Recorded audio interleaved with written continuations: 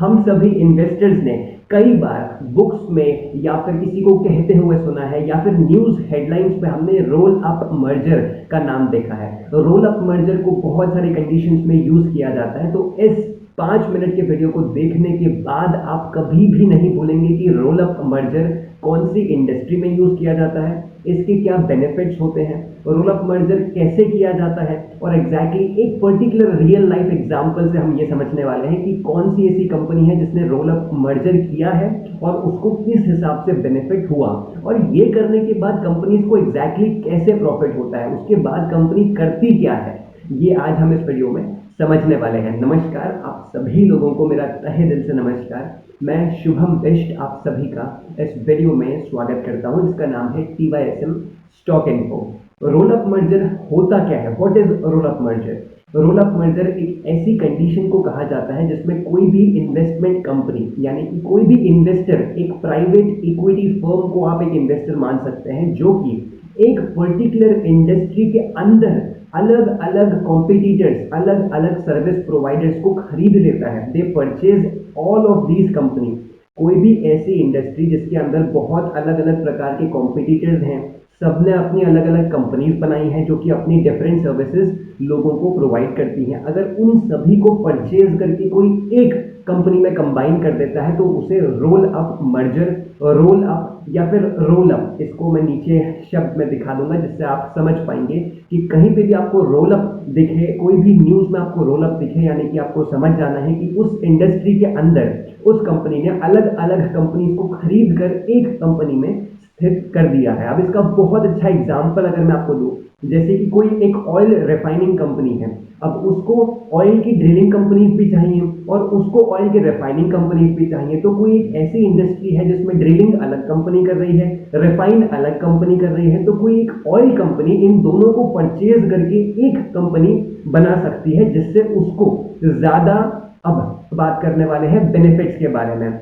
Benefits में roll up merger के कई सारे बेनिफिट्स हैं जो आपके माइंड में ऑलरेडी आ चुके हैं। उनमें से सबसे पहला बेनिफिट कि जो उन कंपनीज के इंडिविजुअल इमेजेस हैं, जो डेमोग्राफिक एरिया को ये कंपनीज पहले से ही कवर अप करती हैं, तो वो सभी एरियाज एक ही कंपनी के अंडर में आ जाएंगे, जिसकी वजह से जो मेन प्राइम कंपनी है उसको बहुत ज्यादा एरियाज तक अपना वाइडर फैसिलिटी मिल पाएगी। वो वाइडर ऑडियंस को टारगेट कर सकता है, ज्यादा कस्टमर बेस को लार्जर कंपनी टारगेट कर पाएगी। दूसरा, पहला आपने समझ लिया कि ज्योग्राफिक एरिया ज्यादा कवर अप हो पाएगा। दूसरा, जितना भी इकोनॉमिक बेनिफिट एक अलग अलग कंपनीज मिलकर कर रही थी, अब वो सभी इकोनॉमीज का जो बेनिफिट है वो एक ही कंपनी में होगा और वो सभी उसका बेनिफिट ले पाएंगे। तो इकोनॉमिक में भी बेनिफिट होगा जस्ट बिकॉज की सभी कंपनीज जो कंबाइन हुई वो सभी अपने डेमोग्राफिक एरियाज तक सर्विस प्रोवाइड कर पाएंगी एंड उन सभी का इकोनॉमिक बेनिफिट एक ही कंपनी में आने वाला है।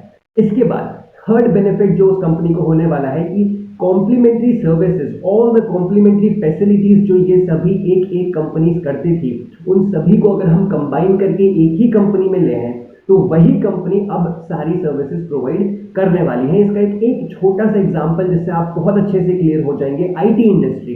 अब मान लीजिए आईटी इंडस्ट्री के अंदर एक कंपनी ऐसी है जो लोगो डिजाइनिंग करती है, एक कंपनी है जो कि लारावेल के सॉफ्टवेयर बनाती है, एक कंपनी है जो कि फ्रंट एंड वेबसाइट बनाती है और एक कंपनी है जो कि iOS एंड एंड्रॉइड के एप्लीकेशंस बनाती है।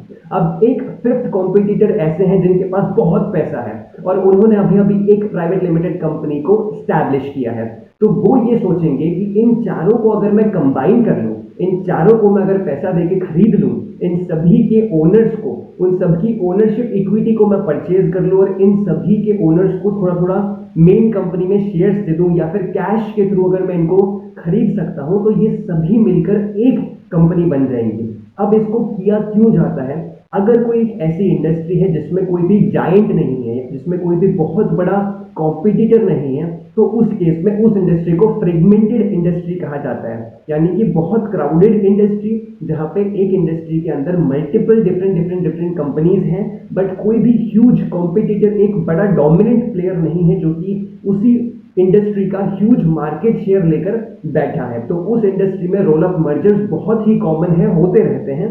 और अगर ये होता है तो डेमोग्राफिक बेनिफिट्स, इकोनॉमिक बेनिफिट्स, सभी फैसिलिटीज एक ही कंपनी प्रोवाइड कर पाती है और इसी के अलावा प्रेस्टीज जो कि कंपनी का इंप्रूव होगा, कंपनी अलग अलग डेमोग्राफिक एरियाज में जाने वाली है, यानी कि उसका जो ब्रांड नेम है वो भी एडवर्टीज होने वाला है, वो भी ज्यादा एक्सपैंड होने वाला है। तो उनकी सभी services, brand name, demographic areas, capital, economy, जो भी सभी चीजें हैं ये सब इंप्रूव होने वाली हैं। अब इसका रियल लाइफ एग्जांपल बहुत ही अच्छा, जो आपने पहले शायद हो सकता है सुना भी हो, 1968 के अराउंड वेस्ट मैनेजमेंट इंक नाम की एक कंपनी रजिस्टर हुई, जिसने सभी small small small waste holders को कंबाइन कर दिया, यानी कि 100 से ज्यादा डिफरेंट वेस्ट होल्डर्स को कंबाइन करके एक कंपनी बना दी, जो कि 1972 में one of the world's biggest waste holders company में से एक बन गई। तो यही एक ऐसी स्ट्रैटेजी है जिससे कोई भी बड़ी कंपनी अगर बनना चाहती है, एक इंडस्ट्री के अंदर सभी लोग मार्केट शेयर को इंप्रूव करना चाहते हैं, तो वो बेटर ये होता है कि जो सर्विसेज अलग अलग कंपनीज प्रोवाइड कर रही हैं उसको मर्ज करके एक ही कंपनी में कंबाइन कर दें और वही सारे बेनिफिट्स एक कंपनी अपने आप से दे पाए, जिससे ह्यूज मार्केट शेयर उनको मिल पाए, ह्यूज इकोनॉमिक बेनिफिट्स मिल पाए, ब्रांड नेम इंप्रूव हो पाए और जिनको उन्होंने खरीदा है उनको एक पर्टिकुलर नंबर ऑफ इक्विटीज या एक शेयर अमाउंट उनको दिया जाए। आशा करता हूं आपको रोल अप मर्जर अच्छी तरीके से समझ में आ गया होगा। अगर आपको कुछ डाउट है तो जरूर नीचे आप कमेंट कर सकते हैं। ख्याल रखिए अपना। नमस्कार।